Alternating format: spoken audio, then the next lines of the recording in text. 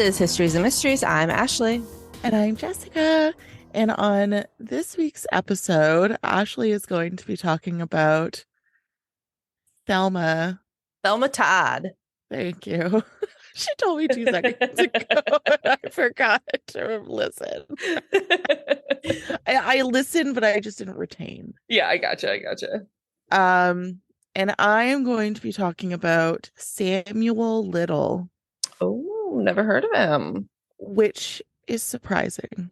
Yeah, because you told me what it is, and that is surprising that I've never heard of him. But... Yeah, so we'll get into it, but it's shocking that not a lot. I know I had never heard of it. My mom recommended this story to me a couple years ago.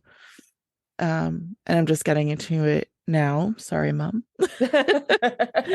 But it actually really worked out the way that I left it for so long. So, because we get some kind of closure. Okay, cool. Speaking of which, there's a couple of the stories that I've done that are kind of coming back up in the news. Do you remember? I can't remember what episode it was, but I covered that mom who her daughter and her son went missing, and she moved in with that guy, and they believed they were like the second coming of Christ or something like that, and they found the kids buried in the backyard. Do you remember that Oh, story? I Vallow. think so, yeah. Her trials just started.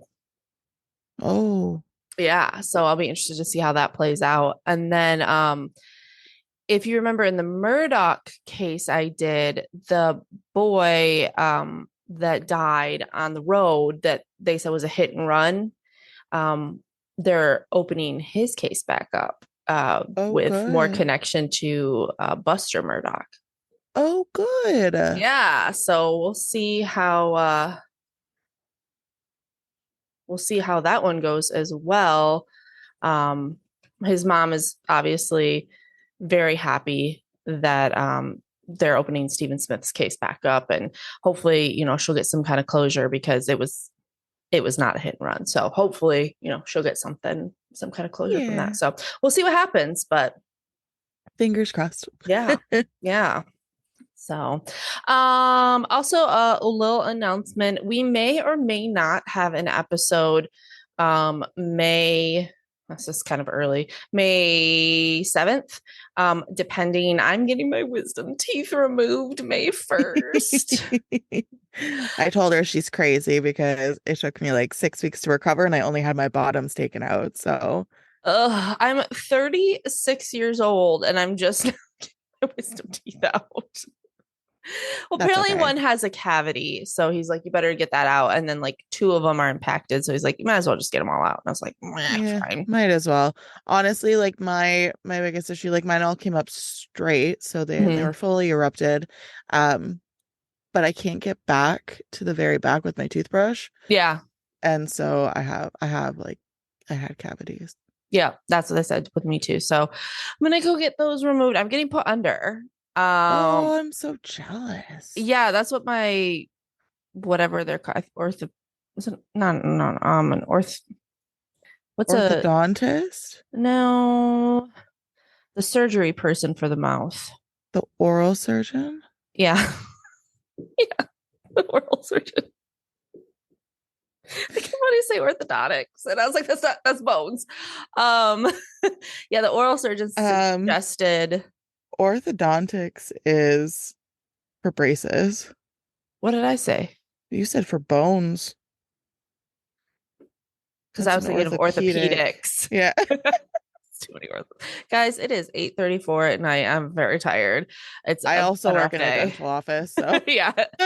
And ironically, we just had surgery day today. Oh, yeah. So she recommended putting me under because she said it's just easier all around for everybody. You don't have to worry about feeling of the pressure or the cracking or anything like that. And I'm assuming it's probably easier for her too because she doesn't have to worry about an awake patient. So yes, yeah, and I got mine taken out just with the local anesthetic. Yeah, and mine were really difficult because my roots were curved. I have one curved root. I don't know what that means. My roots were curved, and because they were the bottoms, they were really close to my facial nerve, Yeah. and they weren't sure if my like the bottom of my tooth was touching the nerve or not. Oh, So yeah. he was so nervous that he was gonna rip the nerve out along with the tooth, but Uh, everything stayed intact. well, that's good. We'd like you But to not have a there's paralyzed face. yeah, but there's a lot of cracking and it was Ugh. just an awful noise. Yeah. So I'm just gonna get put under. I've never been put under before. I've never had like any type of surgery where I needed to go under. So this will be my first time. And my mom gets super, super sick coming out of anesthesia. Oh. And I'm a little worried that because I've never done it before. So I'm like, oh God, I hope that doesn't happen to me because if I throw up after having my wisdom teeth removed, that, increases your rate of dry sockets. And so we'll see. We'll see how it goes. Dry socket's the worst. I'm very nervous. Popped out two kids, but real nervous to get my wisdom teeth out. You'll be fine. Oh gosh. So depending on if I can talk or not at that time is if we will have an episode or not. It's a very long way around that. Yes, yes, it is. So, anyway, let's get into today's episode. I have a funny story for later. Okay. Please remind me. Okay. So, I was kind of looking for something to do, and I Googled Hollywood's greatest mysteries. And the death of Thelma Todd came up. So, I decided to do this case. It's kind of unsolved. Oh, Kind of. So, was it the ex? Was it the lover? possibly. Okay.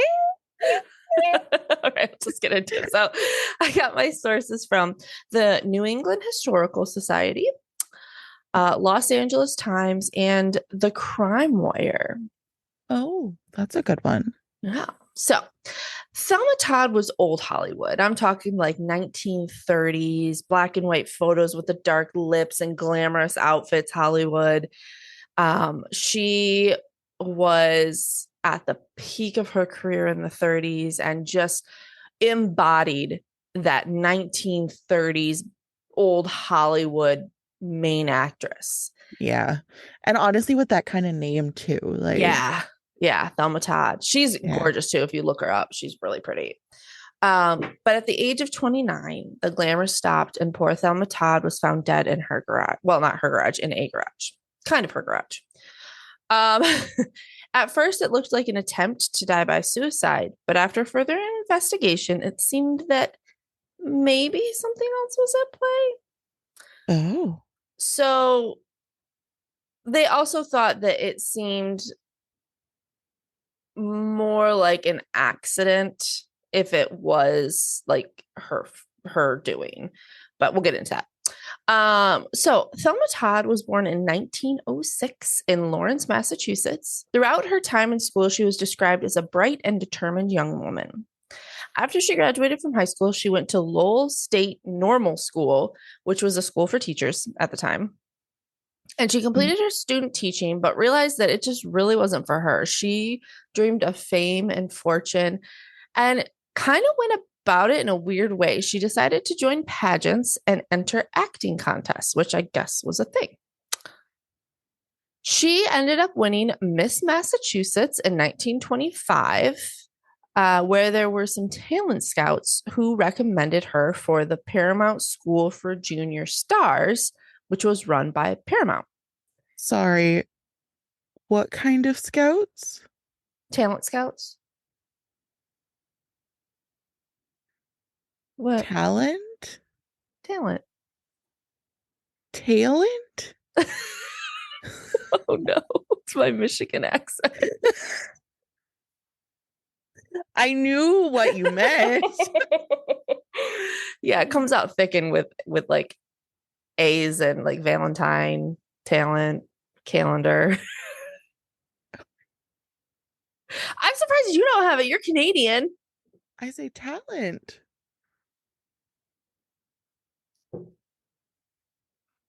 Her Anyways, talent. that's still bad. That's like now you're British. How her do you say her it? her talent scout. Talent Um, scout.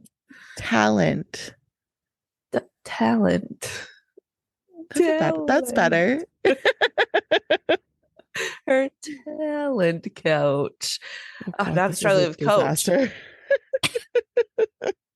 Anyway, so her instructors really liked her acting, and they told her as such, and they also told her to watch her weight. Blech.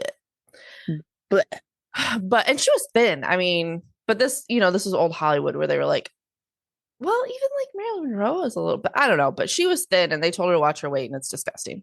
Anyway, her hard work paid off, and she was cast to star in a few short comedies. And after this, her career took off. She became really successful as a comedic actress, but she still kind of wanted more. She wanted to try some dramas. I think she wanted to be more of like a serious actress.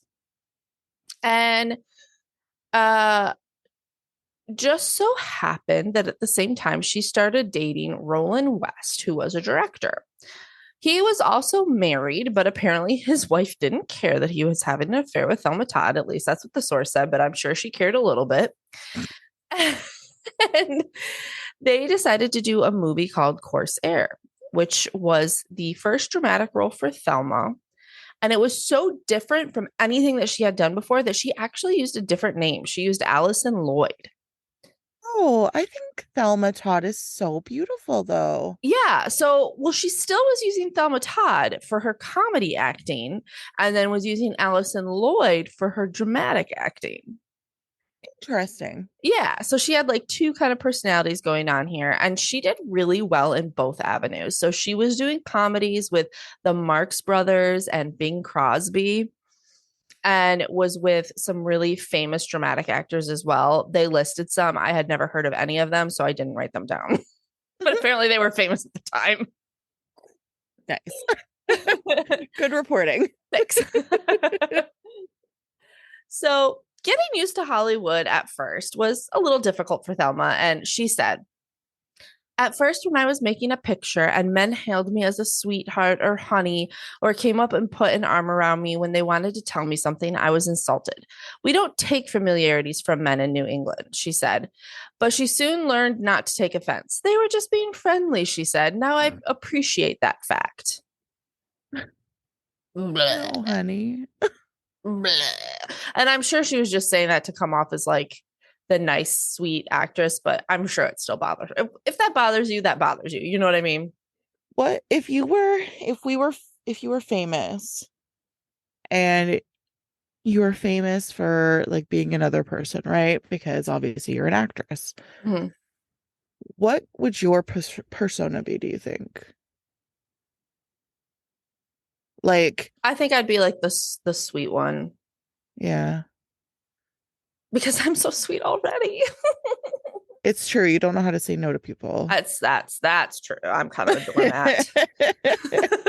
I'm a bit of a doormat, but And shockingly, Jessica, I'm way better than I used to be. You are, because I've also called you out on your shit sometimes. What would your persona be? I it's hard to say because like I'm really good at putting on my customer service face. Yeah. And that's kind of what acting is, right? Like you have to have a brand. Like you have to be a brand. Yeah, but I also think that like I am kind to people, and like I especially people that are in the customer service or retail, because I've been there. I know how it Mm-hmm. is. So Yeah. I always make sure that I am like saying please and thank you 10,000 times. Yeah. Um but also I think that like if somebody was doing some bullshit, like the paparazzi was being annoying, I would tell them off. You'd be like, do you know who Shannon Elizabeth, not Shannon, Shannon Doherty? She was in Charmed. Oh. Well, she's Never kind of known seen. for being kind of bitchy. Oh, I wouldn't be like bitchy towards the No, good people. no, for sure. But as a celebrity, you do one thing and that's Yeah. like what you're named for the rest of your life. Yeah. But Anyway, so she was at the height of her career and her love life was just as active. She eloped with a movie producer named Pasquale DeSico in 1932, but their marriage only lasted for about 2 years. And a lot of people said they had, quote, loud alcohol fueled fights, which is never good. Which is like normal for back then. True. True. Um, before the divorce rumors were swirling, though, before the divorce, comma, rumors were swirling that their marriage was heading that way. And when asked by the press, Thelma said, I'm afraid it would be silly to make a divorce announcement now. With so many being discussed in Hollywood, I wouldn't have a chance to get any sort of publicity from it. So she's a little cheeky. I like Thelma. Yeah, good for her. See, Yeah. that's what I would want to be. Yeah, yeah. So that same year, she also opened a restaurant in the Pacific Palisades called Thelma Todd's Sidewalk Cafe with her Oh, ex, Roland West. Roland was that director that was also married. So she opened a restaurant with him. But the following year, on December 16th, 1935, Thelma was found dead in her car in a garage. And this what? garage was owned by Roland West. But she also lived in that building. So they Oh, they owned a you restaurant. really led on the wrong, like, They owned a restaurant together. They lived next door to each other, but like their relationship was always kind of like up at like I think people suspected that they were still together, but like they never really confirmed it. And through this whole time, he had still remained married to his wife. So yeah. I don't know. But people did describe Roland as very possessive, and said that they would often fight. So apparently, Sunday night, Thelma went out, and Roland asked her to be back before 2. Or I'm sorry, Saturday night, Thelma went out and Roland asked her to be back before 2 because he was going to lock up.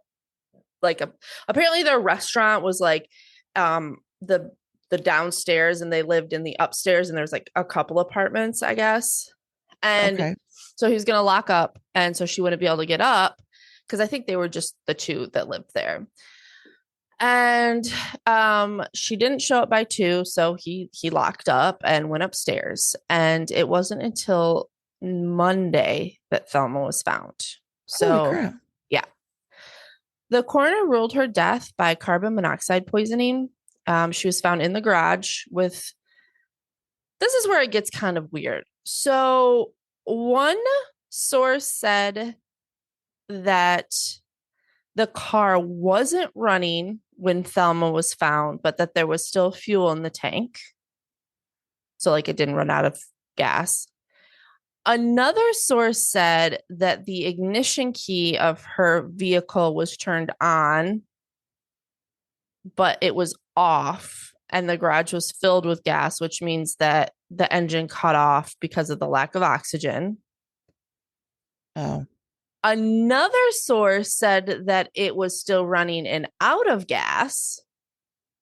So there's like what? several different versions of what happened. And even one of the sources I found kind of said that like there are several different versions of what people say how the car was found.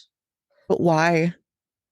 Well, I don't, it was back in the 30s. So I don't know if it's just like bad detective work, bad like um recording, or if there was a reason for it. I'm not sure.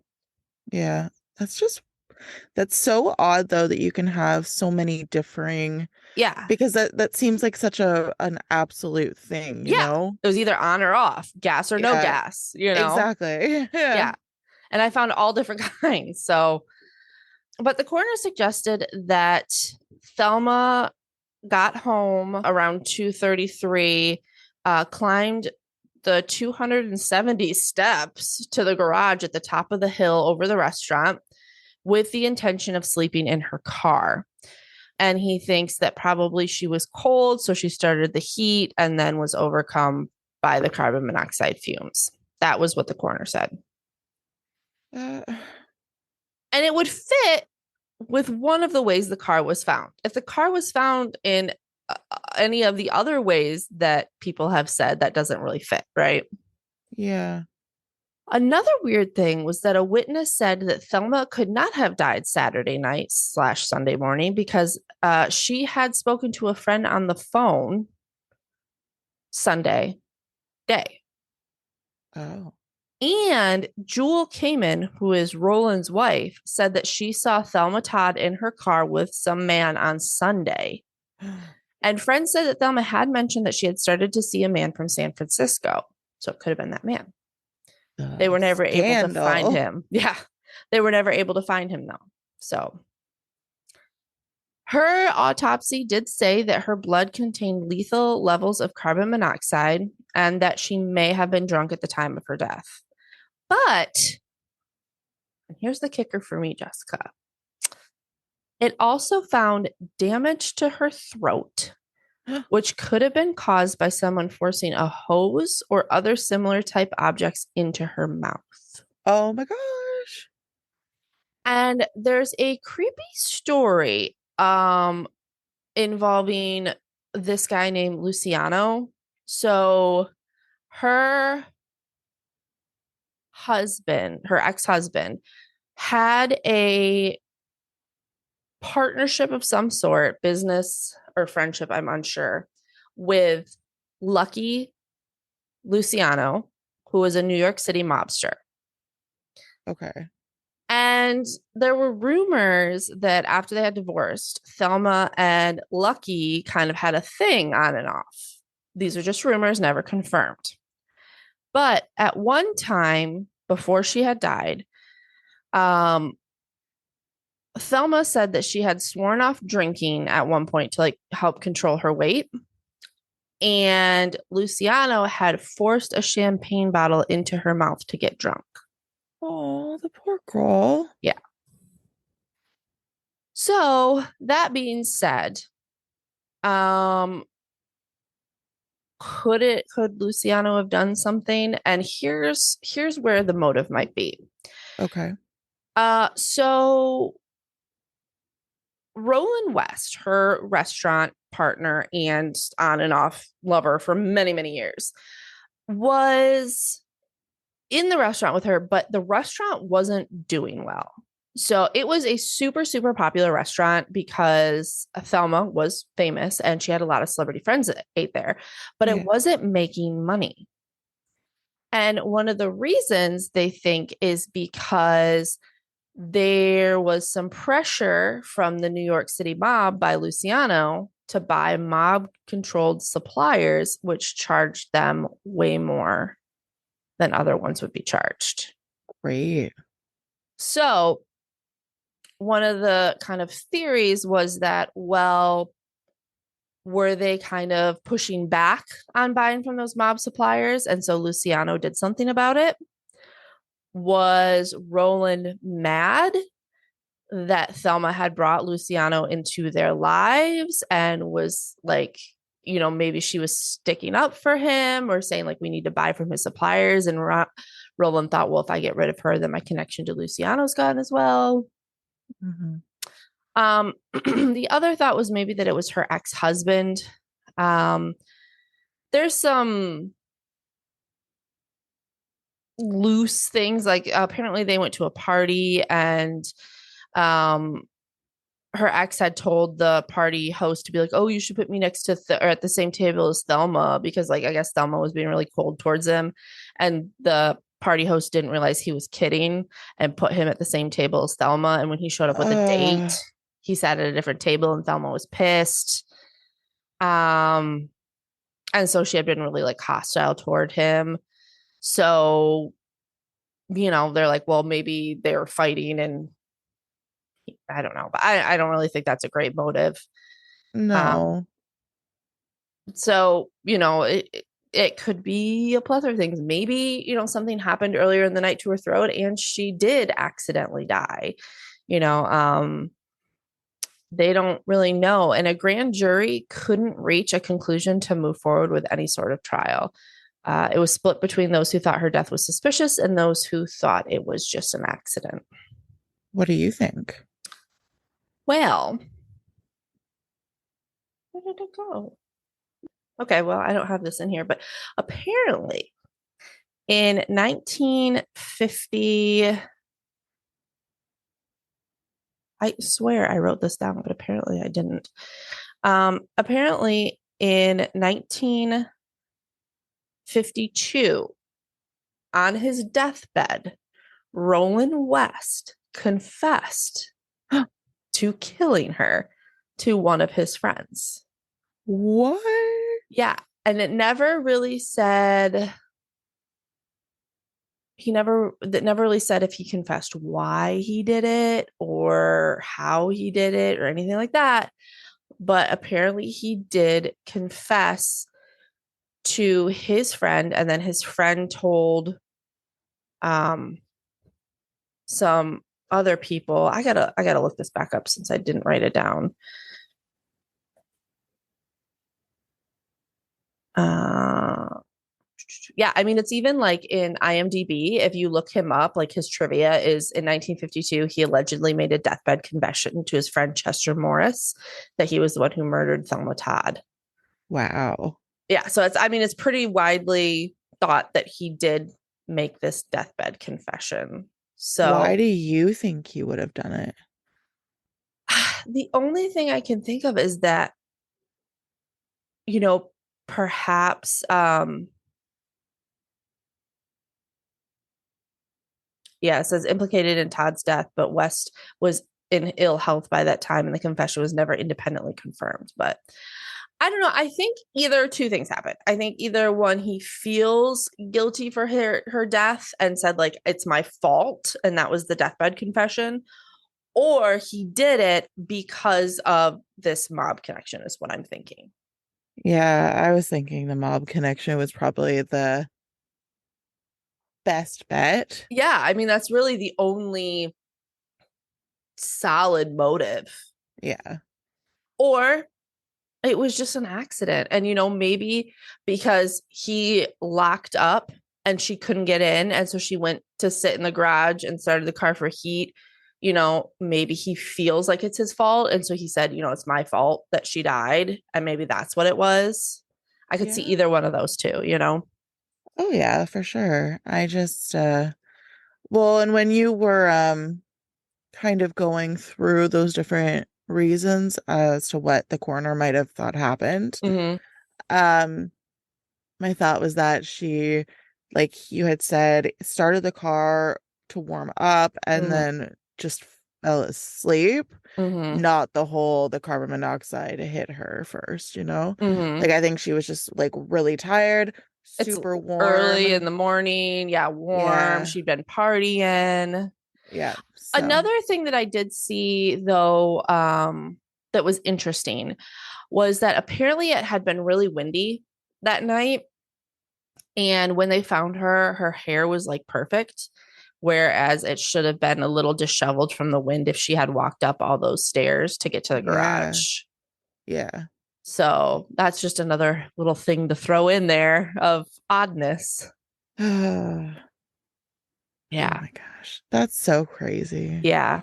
So that is the story of the death of Thelma Todd, which, if to the listeners, you got to look her up. She's just such that old Hollywood glam. Show us. Show us. Show Oh, us. okay, I'll show you Thelma Todd. Sorry if I wasn't like super responsive. I was just like listening. Yeah, no, no, It's no. such a fascinating story. There she is. Just that old Hollywood glam, Oh, she's beautiful. isn't she? I expected her. I think I know her. Do you? I feel like I've probably seen her in something because my dad watches old Hollywood movies all the time. Okay. I mean, she was in a lot. She's gorgeous. Yeah, yeah. I do remember her, and she is really funny. hmm She was called the Ice Cream Blonde and Hot Toddy were her nicknames. Oh, I love Hot Toddy. That's so for cute. for some reason, I thought she would have been brunette. Oh, nope, she was blonde, blah, blah, blah. And let me show you. Roland West. He wasn't a bad looking guy. Maybe not. I take it back. There was one picture I saw of him that he was pretty cute in, and then the rest of them are not great. He's not bad. I mean, he's definitely old Hollywood looking, I think. Oh, he's like real old Hollywood. Yeah. Oh, that second one. This one? Yeah, that's a nice Yeah, one. I saw this one of him too that I thought he was kind of handsome in. Yeah. So, Huh. yep. So that's my story. Well, thanks. Yeah. I loved that. Well, like yeah. I gotcha. Okay. I I am not a creeper.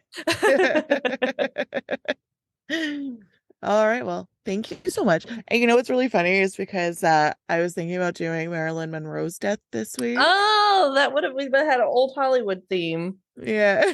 Because there's some new stuff that came up in her death and it's so fascinating. Oh, really? Yeah. You should do her because I don't know a lot about her like death. Like I know there's a ton of like conspiracy theories and stuff like that, but I don't really know much at all. Yeah, I might do a Norma Jean episode. Yeah. All right, so as like awful as that story ended, it was a very light story, Yeah, yeah. and I'm so sorry. Well, do we oh, never mind. She walked away. I say we could start by showing my doggy, but never mind, she left me. You poor thing. Well, I'm gonna try getting through this without having a massive coughing fit Oh no. because I'm sick again. It was really funny because 2 weeks ago my husband got sick first, and then a week passed and neither Evie and I got sick. So I looked at my husband. I'm like, I'm really surprised that we didn't get sick. Yeah. And then the very And next then day, Evie woke up sick. And then now this week it's my turn. oh no. I thought Cody was getting sick. He was really tired this past weekend, but he held off. So Oh, that's good. Because yeah. he's like on a work trip, right? Yeah. Yep. Yeah. Okay, well, I apologize for the story. I got my sources from New York Times, the FBI website, Mm. and all that's interesting. Of course. Of course. Of course, of course. Despite the fact that so few people know this story, let alone his name, Samuel Little is the most prolific American serial killer of all time. That's crazy. Yeah. Yeah. The 79-year-old inmate, who is already serving 3 life terms, reportedly confessed to killing 93 individuals between 1970 and 2005 in more than a dozen states. Oh my God. 93? Yeah. Wow. Is that real or is it like he's exaggerating? We'll get into it. Okay. As the FBI and Texas Rangers confirmed 50 of those kills, Little officially surpassed more well-known serial killers like Bundy and Gacy to become the deadliest known serial killer in U.S. history, Mm-hmm. which is wild considering. Yeah. Even more unsettling, officials were able to authenticate the crimes thanks to some drawings. Shut up. I just like how when you mess up, you're like,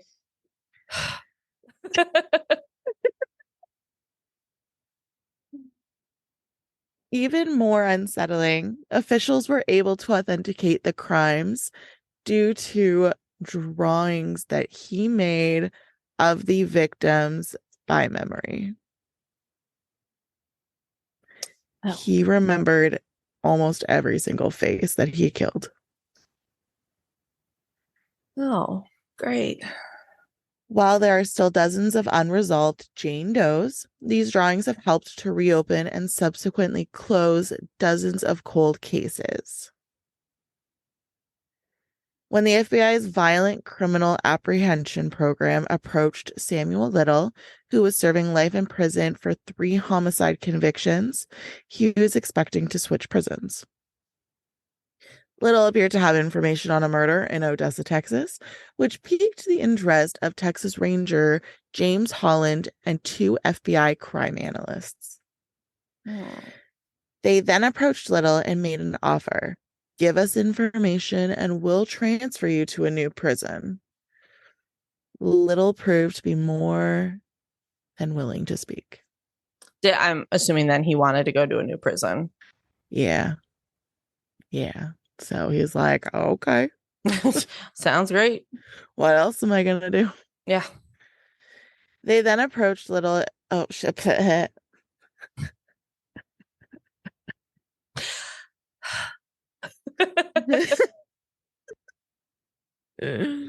Over the course of that interview in May, he went through each city and state and gave Ranger Holland the number of people he killed in each place.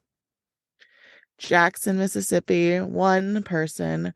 Cincinnati, Ohio, 1. Phoenix, Arizona, 3. Okay. Las Vegas, Nevada, 1. Like, he knew how many in each state. Yeah. Little assisted authorities for months, according to Ector County District Attorney Bobby Bland, and eventually admitted to killing around 90 people between 1970 and 2005, ranging from the Californian beaches to the deserts of New Mexico and the Midwest down to Florida's tip and back up to Washington, D.C. Do you think it's creepier or less creepy that he remembered every single person with like that much detail? I think it's really creepy. Yeah, I think it makes it creepier, right? Yeah, especially because like so many years have passed, you know? Yeah.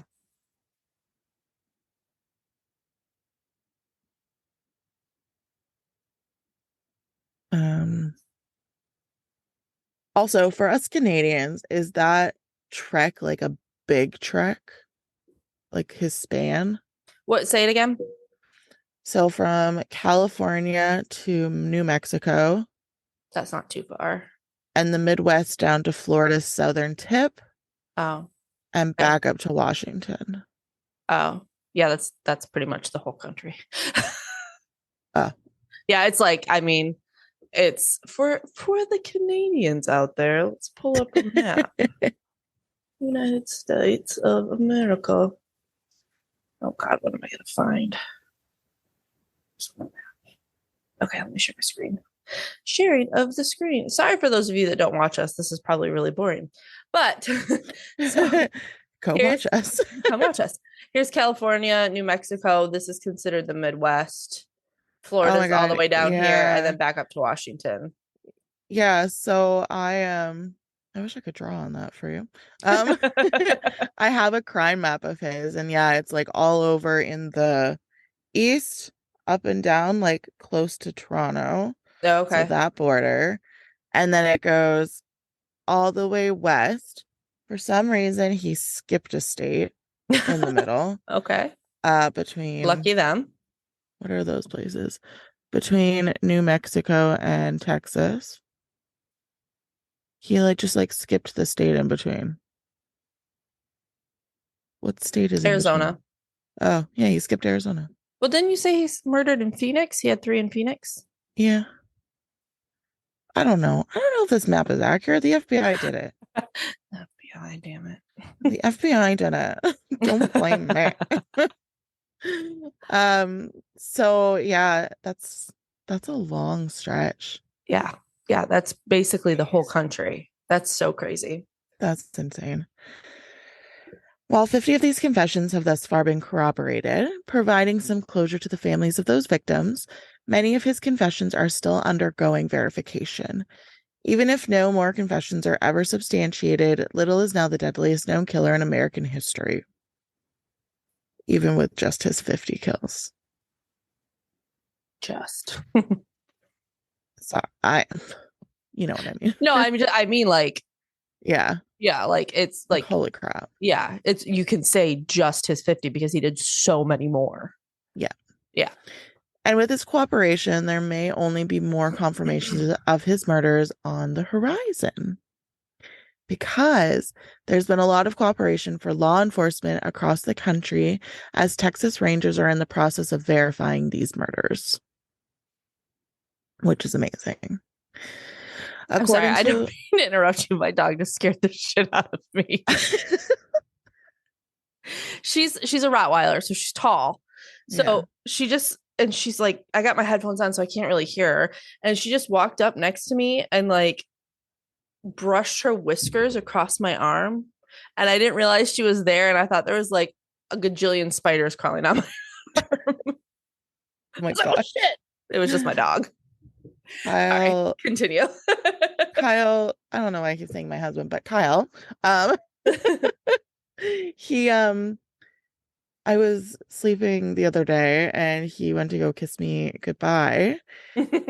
And I woke up just as his face was leaning in Oh and I god. screamed. I bet. It's terrifying. Oh gosh. So, um, so according to Palazzolo, Little remembered everything about his crimes, including the vehicle he was driving, where he was, and who he picked up. Oh my gosh. With a It memory is, like that, he could have done so like so many he could have good done, things. yeah.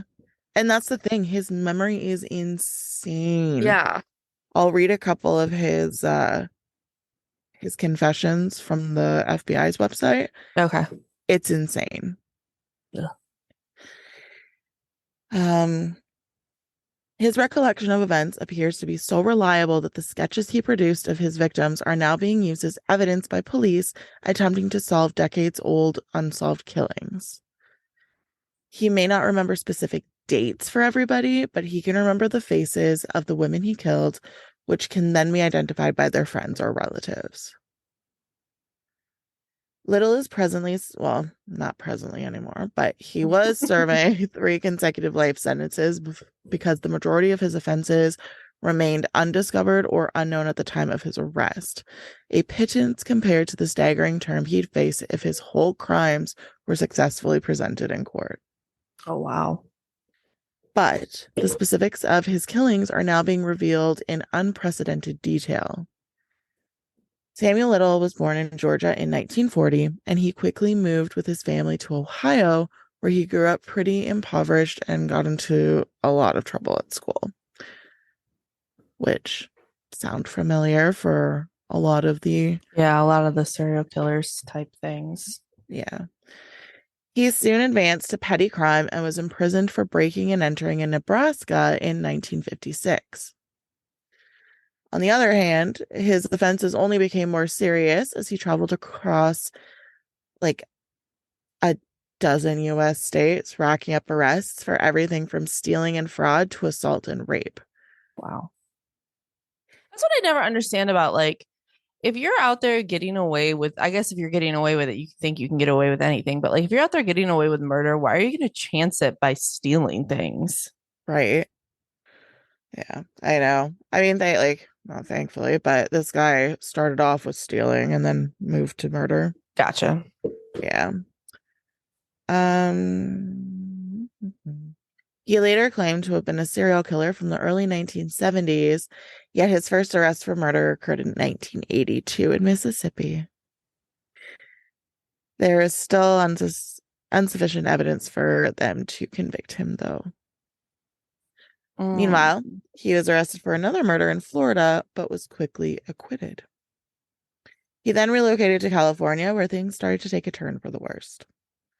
Little's victims were mostly women in weak positions in society, so Mm. either prostitutes or drug users, too crippled to know how bad things had gotten or whose addictions could readily be blamed for their deaths. Yeah. Little, a former competitive boxer, would usually dispose of his victims' bodies in alleys, dumpsters, or garages after knocking them out, beating, and strangling them. The length of time it took for Little to be captured was perhaps the most disturbing aspect of his murder spree. Little began beating and strangling women to death during Richard Nixon's first year in office, Oh, while Barack Obama was beginning his second term when he was eventually apprehended. that's crazy.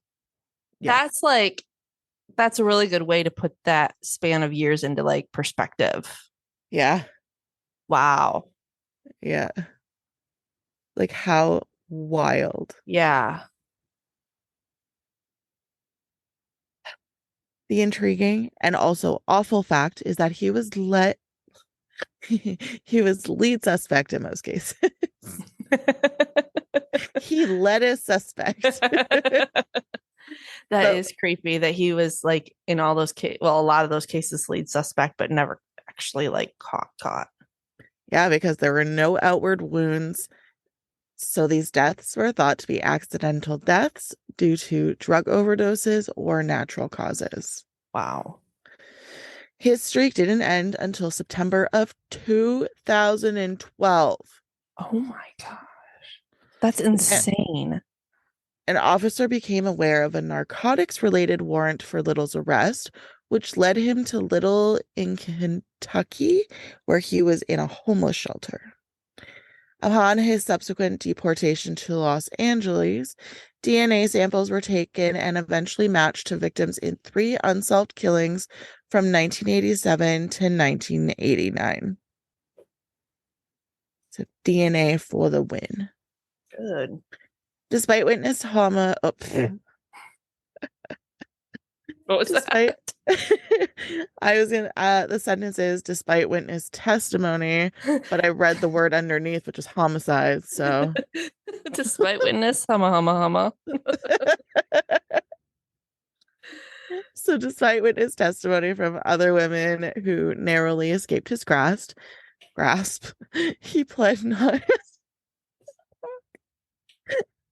he pled not guilty to all three homicide charges. As a result, he was convicted in 2014 and sentenced to 3 consecutive life terms. I'm so sorry, everybody. I'm like mad struggle bus today on the words. Thankfully, the LAPD chose to share Little's DNA samples with the FBI, who ran a trace on them using the VICAP tool. Little's DNA was linked to the murder of Denise Christie Brothers in Odessa, Texas, who was found strangled in an empty parking lot a few blocks from a motel in January 1994. This match resulted in the FBI and Texas Rangers working together, which is awesome. Yeah. Bland claimed Samuel Little gave them such precise information that only Brothers' true killer would have known. And Oh, he was later indicted by a grand jury on July 16th, 2018. Yes, 2018. 2018. Wow. He was subsequently transferred to Texas to face the new accusations, to which he pleaded guilty and was sentenced to life in prison. Little was again linked to another murder, this time of 23-year-old Linda Sue Boards, who was found in a field on May 15th, 1981, and last seen alive 4 days earlier on her way to a bar in Bowling Green. Oh, poor thing. Little was later indicted for this felony by a Warren County grand jury in Kentucky. Good. Yes. He was also linked to the death of Martha Cunningham, who was a Knoxville woman who was previously deemed to have died naturally. Mm. Cunningham's death had been a mystery to her family for nearly 44 years. Oh, Ever since she was discovered beaten and discarded in the woods by two hunters on January 18th, 1975. I never believed my sister died of natural causes. None of us did, said her sister. poor But now we things. know, thank the Lord. Oh, Oh, I can't even imagine being able to get that kind of closure. yeah.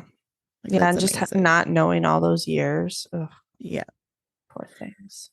As more testimonies from Samuel Little came in, his official body count continued to grow. In October 2019, the FBI confirmed that he is the deadliest known serial killer in American history for the third time now. Little's body count has surpassed that of far more famous killers whose names have been carved into the American memory, with 50 deaths to his name and some 40 other cases still pending.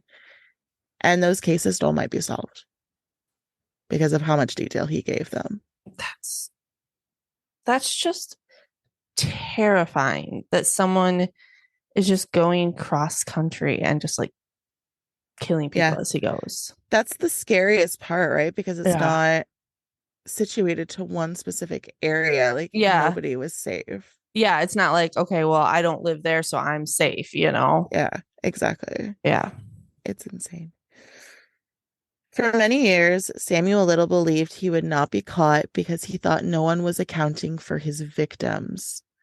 Even though he is already in prison, the FBI believes it is important to seek justice for each victim to close every case possible.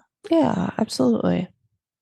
Meanwhile, the FBI has made available the footage of Little's terrible confessions. It's on their website, as well as drawings of his victims in the hopes that anyone with information on these women may come forward. The FBI hopes that Samuel Little will help provide closure to the families he destroyed decades ago with his horrible, horrible actions. Yeah.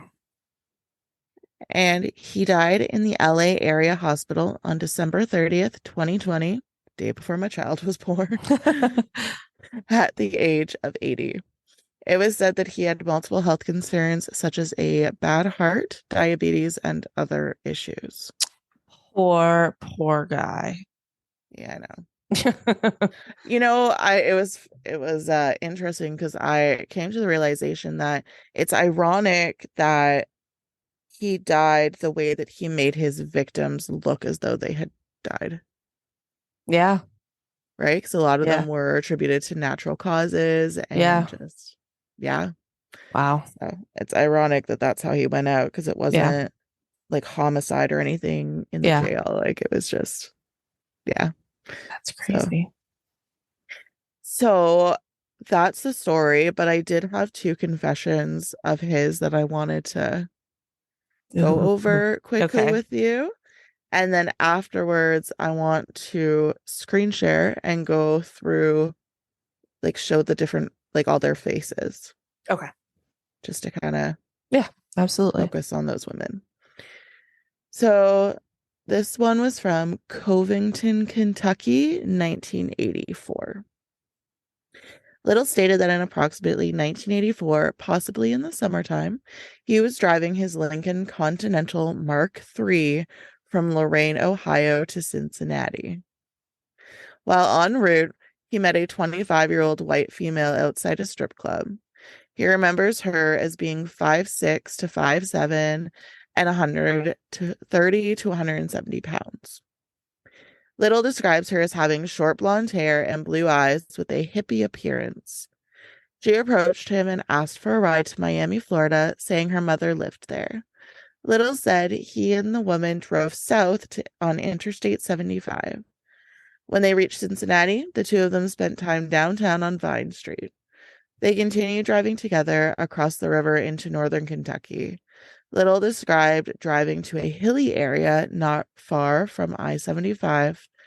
He drove up a small dirt road to the top of a little round hill where he strangled the woman in the backseat of his car. He left her body on the top of the hill. Mm. And now that I'm like really focusing on this today, I am I find it really odd because a lot of the times people will say that the more details you give kind of means that you're lying. Yeah. But he's also helped solve a bunch of cases. Yeah, his details are correct details, you Hmm. know. Yeah. But it's like he could have, yes, obviously did those 50 ones, but what if the other ones aren't solved yet because he did give false information, you know? Yeah. But just awful that he has those details. Yeah. Yeah. This last one, there's like tons of them on the FBI website. I just wanted to pick two Yeah. because we'd be here all night and we don't want that. Yeah. So this one was from New Orleans, Louisiana in 1982. Little stated that in approximately 1982, possibly in the autumn, he met a black female in New Orleans. This is what it says on the FBI website. Okay. Okay. He described the woman as approximately 30 to 40 years old, 5'8" to 5'9", weighing 160 pounds, with honey-colored brown skin and medium-length straight hair. He remembers that she was wearing a pretty dress with buttons on the front. Little said if they met in a club where she was attending a birthday party with a group of friends and one of her two sisters. Little left with the woman in his vehicle, a Lincoln Continental Mark III. The woman told Little that she lived with her mother, who was sick and possibly an invalid. Mm. The woman also gave Little the keys to her house. Little drove the woman to the Little Woods exit off I-10, where he turned down a dirt road along a canal that was being dredged. They exited his car, and then Little pulled the woman towards the canal where he killed her and left the body. Oh, Afterwards, Little drove back to the motel where he was staying in Pascagoula, Mississippi. that's awful. And that was that story. That's awful. If you have any information linked to Little's confessions, please contact the FBI or you can submit a tip online. And yeah, it's just awful. Yeah. Like, I just don't understand. It's just awful. Yeah. Help out because they're still working on it. Ugh. So that was my story. Thanks. It was awful. Oh, you're welcome. I uh I told you to remind me about Mm. a funny story. Yes.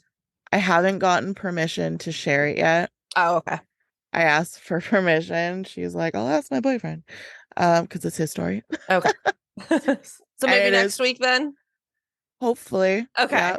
Because Fingers crossed. it had me reeling all day, all day long. It was awful. I want to hear it Oh, then. So hopefully he'll give permission. And if not, you can just tell me off recording. I will. uh, Totally. Do you have any jokes for me? I'm looking up some now. Do you have any already ready to go? Mm, maybe. Okay, if you do, go. If not, I'll continue looking. Yeah. Okay. Yeah. What do you call a month's worth of rain? I don't know what. England. Oh, poor English. What do you call dangerous precipitation? Oh, what? A reign of terror. I like that one. I have one. What does corn say when it gets a compliment? Oh, shucks. Yeah. That's cute. I like that. Um, that's funny. What do you call 2 straight days of rain in Seattle? Monday, Tuesday. A weekend. Oh. It's funny. I had a dream about Seattle last night. Oh yeah? I've never been. Yeah, I've always wanted to go. same. Let's go. Let's do it. It's pretty far away, but let's do it. What ifs? uh what do you call a sad strawberry? A sad strawberry. Yeah.